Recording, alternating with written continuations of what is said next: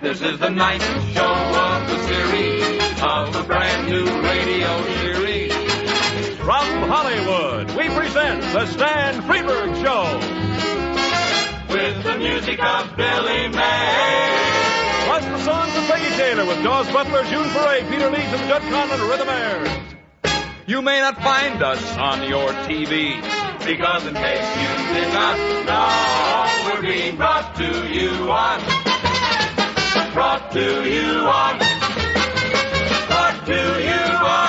R-A-D-I.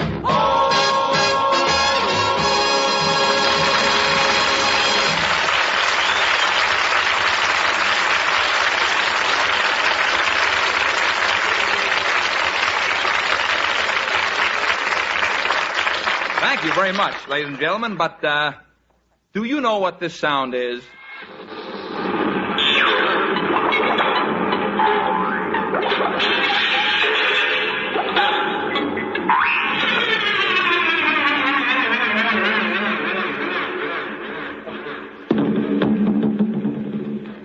That was a condensed version of the Confidential magazine trial.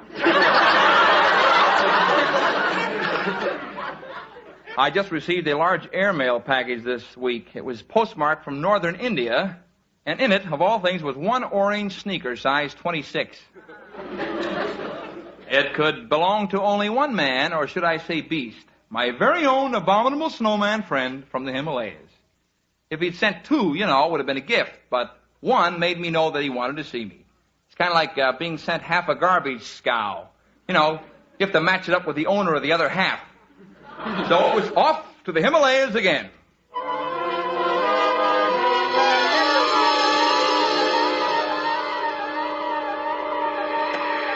I was trudging along at the 20,000-foot level with my tape recorder turned on when suddenly...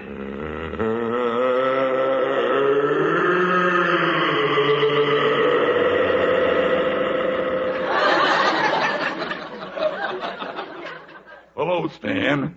Kind of startled you there a bit, did I? Why, yes. I didn't quite expect you to creep up behind me like that.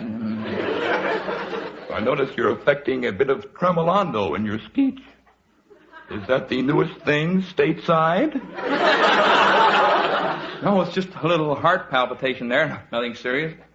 I think for those who missed my last visit with you, you should describe yourself. Oh, nothing much out of the ordinary. 10.5 foot tall in my bare footsies. In your bare what? Footsies. And you're completely covered with hair. But I'm tidy, Stan. Yes, you do dress well. I noticed you changed your ensemble today. You're wearing white sneakers. Oh, Stan, come on. Look again. Why, those are white buckskin shoes. That's right. Me and Pat Poon, Stan. Sharp, aren't they? You're kind of sharp, too. You must have figured I wanted to see you when you got my orange sneaker. Yeah, I figured that. You brought it back, didn't you? Oh, sure. No trouble? No trouble. Sure? Sure. All right? All right. Well, that's good. Halloween's coming soon, and I always wear them to the dance. Orange shoes and a black mask. That's my costume. My, ensemble, as it were.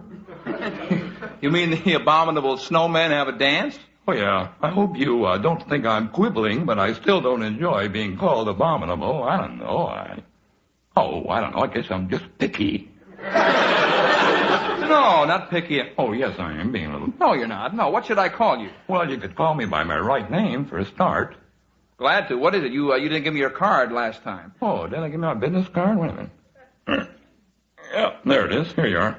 Let's see. Francis, what is it? Abominuyamaya. Oh, yeah. Francis Abominuyamaya, Snowman. Mountain climbers terrorized. Reasonable rates. Right for free booklet. Yeah. Well, your Halloween... May I have the card back, please? Oh, yes, here you are. Your, I'm not as wealthy as some people. I make one go around. Your Halloween party. Tell me a little about it, Francis. Well, at the party, we bob for mountain climbers.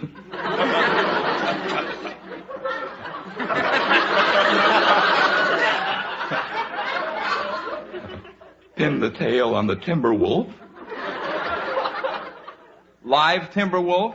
Well, it's not much fun otherwise.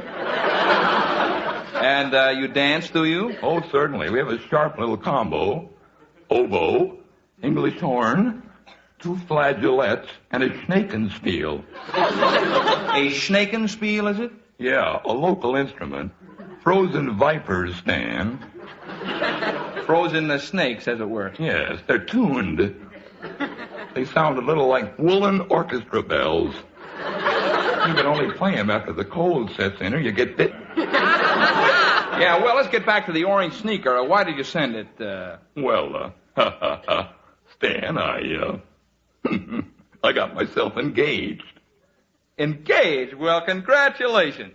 Thanks, Stan. Let's shake on that. Would you mind squeezing my hand the other way to get it back in shape? Oh, I'm sorry. I forgot. Yeah. Well, tell me about your fiancée. Her name is Gladys. She's from Bangalore. Boy, what a torpedo. Well, maybe I can meet her at a later date. No trouble. She's right around that mountain over there. Well, I must meet her, I think. Yeah. Yeah, Gladys. I'm coming, Francis. I'm coming, honey bun. This is Stan Freburg, sweetie pie. Oh, he's cute. Let's keep him for a pet. Anything your little heart desires. Yeah, well, we could put a collar and a leash on him and make a run for him in the cave. Oh, sure, honey. He can be a pet for you while I'm working. Yeah, well, I sure am honored by all this attention, but I have to get back to CBS, you know. Oh, you'll be happy here. We'll feed you good. No, I hate to interview and run, but I can't stay, even with a collar and a leash. What Gladys wants, Gladys gets. Oh, come on, Stan. No, I will not. I'll hold my breath till my face turns blue. Well, good. That'll just match your eyes. Well, Stan, I thought you'd be flattered. I wanted to give you the Gladys for a wedding present. No, if you don't let me go, I'll tell my friend Pat Boone not to autograph your white buckskin shoes. You wouldn't do that. Oh, yes, I would. I'd do just that. You would? I would. Do you think he means it, dear heart? I wouldn't take a chance, Francis. What about the wedding? Well, it depends. Do I come as a guest or a gift? I'll speak to Dad. Francis, you're going to give him a little something to remember us by, aren't you? Oh, sure, honey. Just shut your eyes, Stan. We want this to be a surprise. Don't we, honey? Oh, yeah. It's just a little something to remember us by. Well, there's no need to. No. Close your eyes. Close your eyes, Stan. We'll sneak up behind you. Here you are, Stan.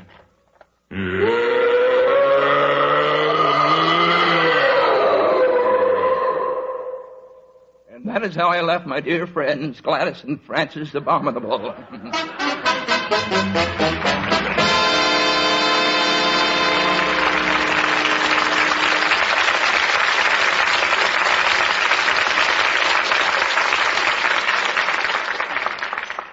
I suppose many of you who listen and fidget during our historical sketches have considered asking us pointedly, where do you get that stuff? Well, I'll tell you where we get that stuff. From our historical research man. And here he is, Mr. Robert E. Tainter.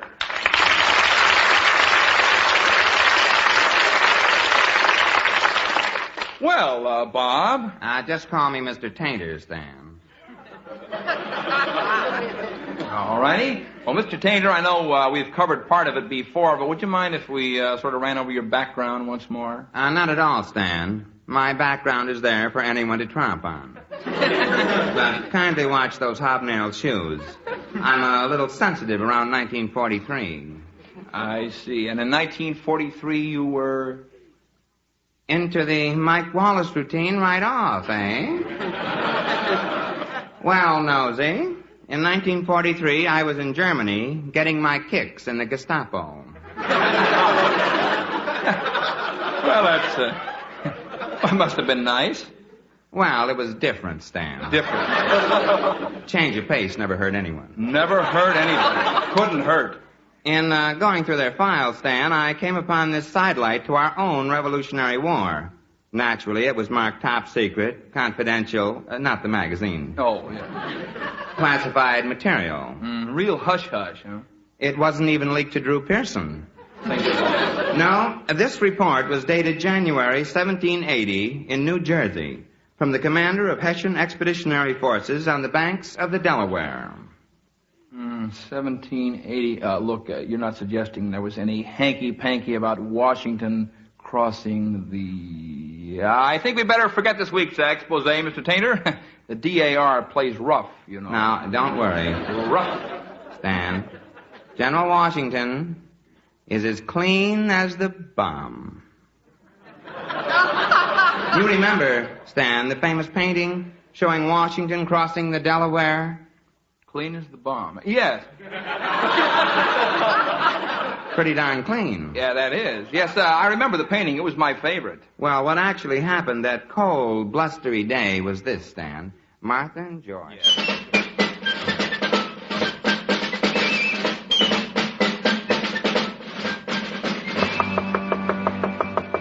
Say, Martha, Yes, George? will you get the door, please? I can't right now, George. I've got to watch my fudge. Watch your fudge. Well, what's so big about watching fudge? Well, somebody in the family's got to make some money. You've been redlined for the last 6 months. No, don't rub it in. All right, I'm coming. Yes. Hey, General Washington? Yes. Lieutenant Wright reporting, sir. Well, lad, don't stand outside and freeze. Come inside and freeze. Hey, yes, sir. Now then, Wright. Oh, sir, I have just returned from patrol with a detachment of men, sir. Oh, my poor men. They must be freezing in their worn, threadbare greatcoats and those silly three-cornered hats. I never liked them. Never cared. Hey, yes, sir, General. And their poor feet, no shoes, wrapped in rags. Yes, sir, just rags. Well, if we can't look like soldiers, at least we can act like soldiers. Tell them to polish those rags. Hey, yes, sir. We've captured a prisoner, sir. We think he's a spicer. Spicer? What's a spicer? I mean, we think he's a spy. Yep. Watch your military courtesy, Wright. You should always say sir when you address a superior officer. Yes, sir. We think he's a spicer. Spicer? What's a spicer? I pass, sir. What's a passer? Oh, passer, it's like Van Brocklin, sir. He plays with the Los Angeles Rams, sir. Oh, what's a ram, sir? Sir, maybe I'd better go out and come back in, sir. No, that won't be necessary. Look, let's take a look at the fellow, Lieutenant. Okay, sir. Never mind. If he is a spy, we'll give him a short shrift. And in this weather, even a long shrift would be pretty chilly. All right, Martha. Yes, George. Come on, I've got to go out and inspect the troops. Fine, George. Well, aren't you coming in to say goodbye? Well, not now, George. My Pinocchio is just starting to set. You and your puppet. Oh, she's a great little woman, Lieutenant, but business. All business. Let's go. Sergeant Crossington, Yes, sir? bring up the men. Yes, sir. Detachment, plan, hut, forward, hard. Attachment! Ha! All right. Who's the wiseacre with taps on his rags?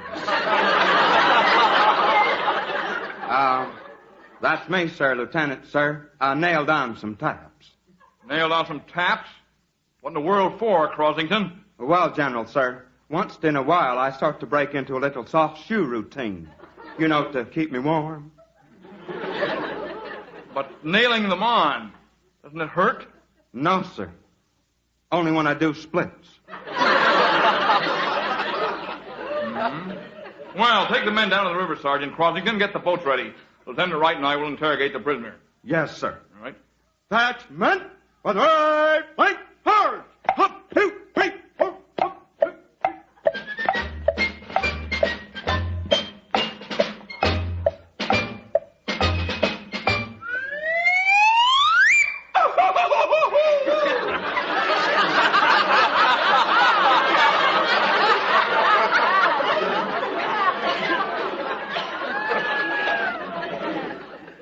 He does a split rather well at that.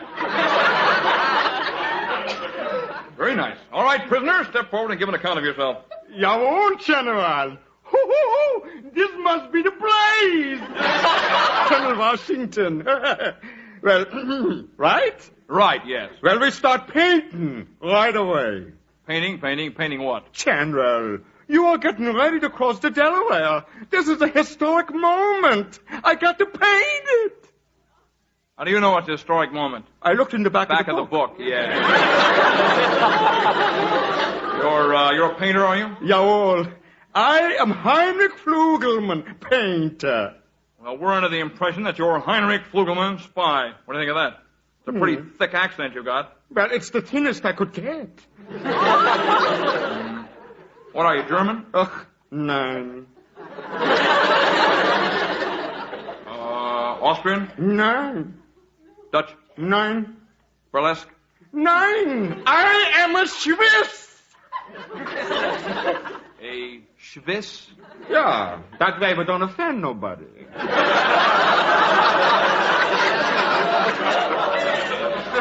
Good thinking. Well, my apologies, Herr Flugelmann.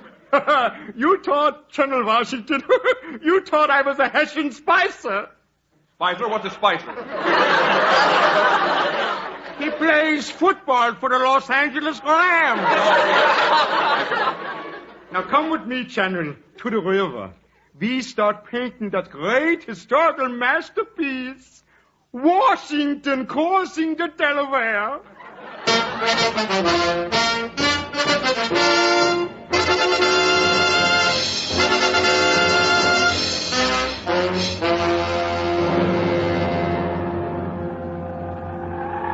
Lieutenant Wright, sir? Yes, Sergeant Crossington. I thought this was supposed to be a picture of General Washington in the boat. It is, Sergeant, but you can't expect the General to hang around here while Flugelmann is just painting in the background. No, sir. I guess I just lost my head. Yeah, I guess you did. This guy paints pretty fast, though, sir. Yes, he does. Well, I'll go get the General. Sergeant, look at the men. Some of them are frozen, all bent over. Get them straightened up there in the boat. Yes, sir. And Crossington. Yes, sir. Look at that ice. It's filthy. Get out there in the boat and get it cleaned up before the General gets here. Do you hear me, Crossington? Yes, sir. I'll clean it up right away, sir. I'll do that. Oh, General Washington. Yes, coming, Lieutenant. Oh, look! Just take a look at this picture, General. It's my masterpiece. You never looked nobler. But, Mr. Flugelmann, you made a horrible mistake. Yes, I didn't even get in the boat. The whole picture is a historical goof. You mean? Yes. You haven't painted Washington crossing the Delaware at all. It's Crossington washing the Delaware.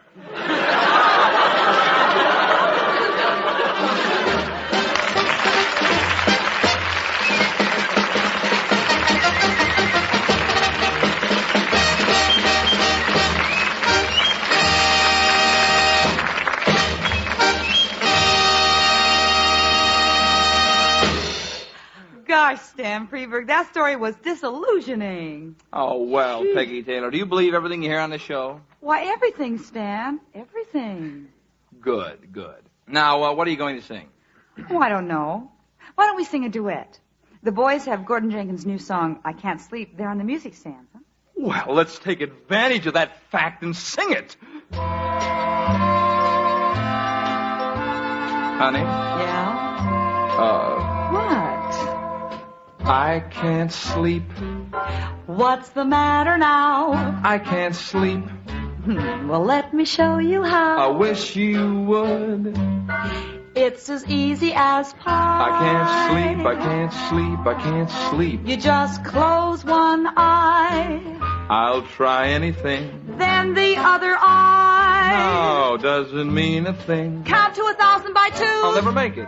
I believe you have got a bad case of those go-to-sleep blues. Well, when I was a little boy and the Sandman didn't arrive, my mother used to kiss me goodnight. But you were only 5. It's the only way I can sleep. I'm a failure at counting sheep. If you kiss me, then I can sleep. Well, we could give it a try. Yeah. Honey. Yeah. What? I can't sleep. Did I hear my name? I can't sleep. That's an awful shame. Well, what'll I do? Pull the window shade down. I can't sleep, I can't sleep, I can't sleep. You just close one ear. Close one ear, okay. Then the other ear. What? What? You ought to be sleepy by now. Well, I'm not. I believe you have got a bad case of those go-to-sleep blues. When I was a little girl and the Sandman passed by my door, my father used to kiss me goodnight. But you were only 4. You're a little bit older now. But the habit's still there somehow. If you kiss me, then I can sleep. We could give it a try.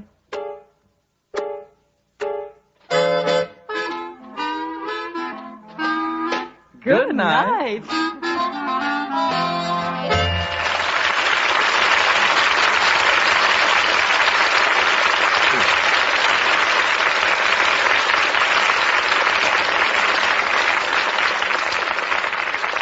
Attention.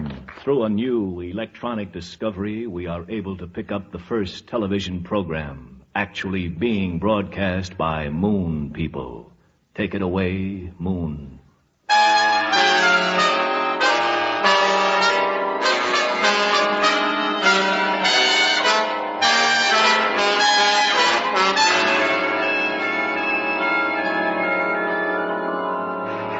And with the playing of that familiar theme, it's time for another visit with the Moon's favorite couple, Ralph and Alice. Better known to you as the Honey Earthers. It's morning as we join Alice in the kitchen.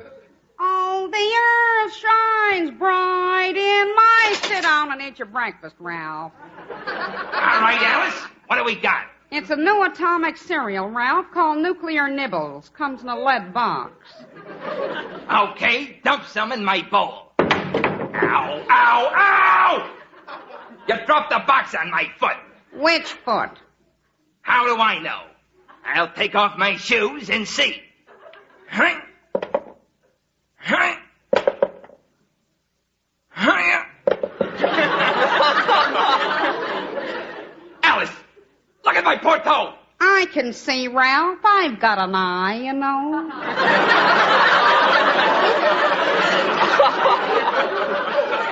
Oh, you're a dandy.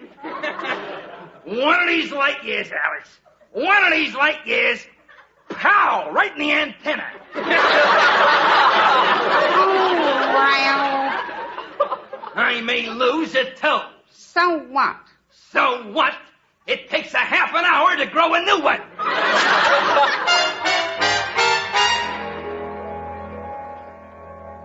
Well, here it is. Time for lunch, and Norton ain't here.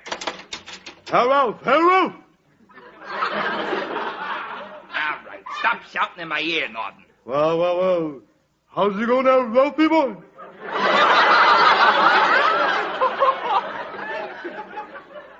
Terrible. I had a fight with Alice. How can I square myself with it, Norton? Well, how long you and Alice been married, Ralph? 300 light years. Okay. So how come in all that time you never took Alice on a honey earth? Norton, what a great idea. When I get home tonight, I'll tell her we're going on a honey earth. That's your 5 out. You're a sweet kid. Now let's... Be that as it may, now let's see what Alice gave me for lunch. Ow! What's the matter, Ralph? I dropped the lead bag on my foot. Atomic chicken livers again, eh, Ralph? Oh, hardy, har. Well, that's 2 feet gone. Now I only got 1 good foot left to drive with this afternoon. Gee. What a job. All day long, it's come on, folks, move to the back of the rocket ship. Yeah, that's rough, Ralph. Well, I'll unpack lunch. Hold this ketchup, Nodden. Sure thing, Ralph. You know, it's a small moon. You complaining about your job. All right, hold the salt. Okay. 'Cause I'm getting pretty fed up working down in that green cheese mine. Hold the mustard, will you? Okay. When I get to work, I'm green cheese from heads to foot. Gee. Hold the Tabasco. Okay, Ralph. Hold the mayonnaise, will you? All right, Ralph. I only got 4 hands, you know.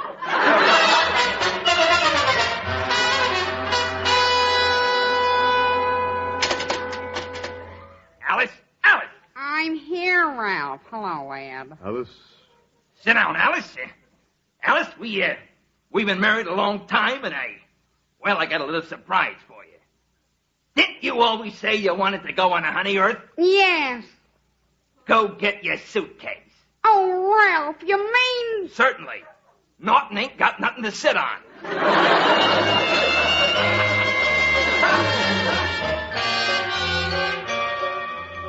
What's that racket?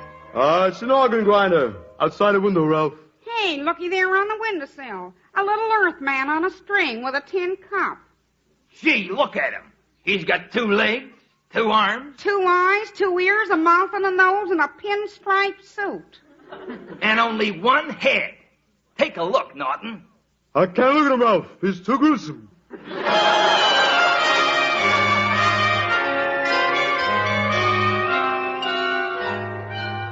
Oh, Ralph, listen, he's playing our song.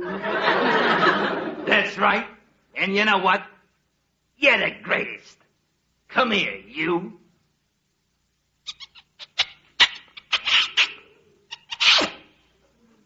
Did you like that? Sure he liked it, Ralph. Now put a penny in his cup and come to dinner.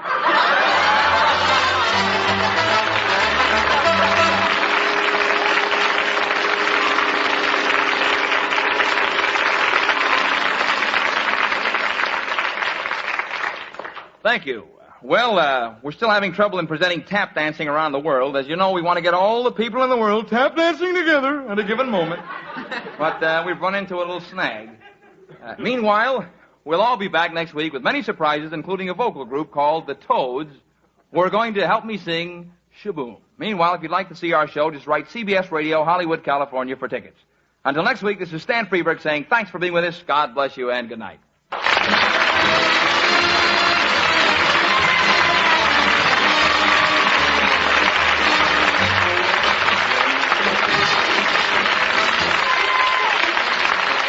Stan Freburg Show is produced in Hollywood by Pete Barnum and is written by Stan Freburg, Pete Barnum, and Dawes Butler. Featuring the music of Billy Mays, Judd Conlon for the Mares, and the songs of Peggy Taylor, with Dawes Butler, Peter Lees, and June Foray. Bud Sewell speaking.